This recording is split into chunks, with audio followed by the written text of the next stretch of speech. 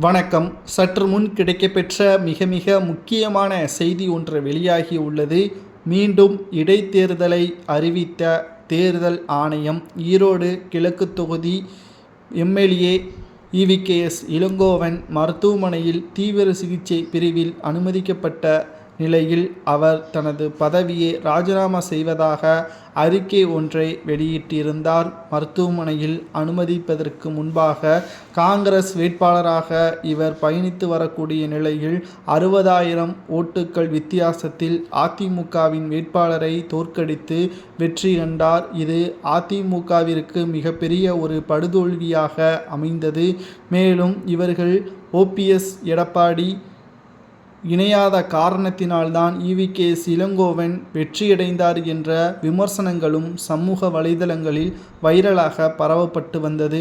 மீண்டும் ஒரு வாய்ப்பு அதிமுகவிற்கு அமைந்துள்ளது. விக்கிரவாண்டி இடைத்தேர்தலைப் போல அதிமுக இந்த தேர்தலை புறக்கணித்துவிடக்கூடாது. ஈரோடு கிழக்கு தொகுதி என்பது அதிமுகவின் கோட்டை. அதில் சரியான முறையில் பிரச்சாரம் செய்து ஒருவருக்கொருவர் ஒத்துழைப்புடன் செயல்பட்டால் நிச்சயம் அதிமுக வெற்றியடையும் என்றும் விரைவில் வேட்புமனு தாக்கல் தேதி தேர்தல் ஆணையம் அறிக்கை வெளியிடும் என்றும் செய்திகள் கிடைக்கப்பெற்றுள்ளது. சசிகலா, ஓபிஎஸ், வைத்திலிங்கம், மனோஜ் பாண்டியன் இவர்கள் தற்பொழுது மிக முக்கியமான கவனத்துடன் செயல்படக்கூடிய வகையில் அதிமுகவின் ஒவ்வொரு நகர்வுகளும் துல்லியமாக இருக்க வேண்டும்.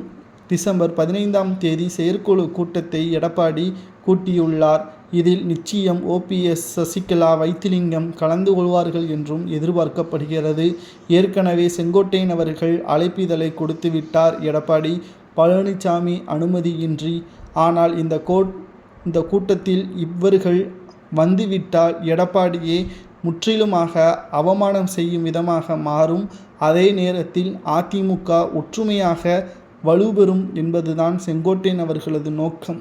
எடப்பாடி எப்படியும் போகட்டும், அதிமுக வலுப்பெற வேண்டும், அதற்காக எந்த எல்லைக்கு வேண்டுமானாலும் நாங்கள் செல்வோம் என்பதற்கேற்ப செங்கோட்டையன் அவர்கள் தெரிவித்திருக்கிறார்.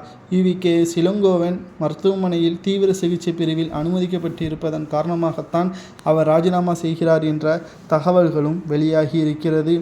தேர்தல் ஆணையம் கூடிய விரைவில் தேதியை அறிவிக்கும். வேட்பாளர்கள் மனு தாக்கல் கூடிய விரைவில் அதற்கான ஏற்பாடுகளை தேர்தல் ஆணையம் செய்யும் என்ற தகவலும் வெளியாகியுள்ளது.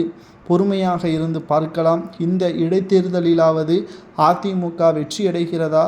ஒற்றுமையாக இருந்தால் வெற்றி என்பதை துல்லியமாக நம்மால் பார்க்க முடியும்.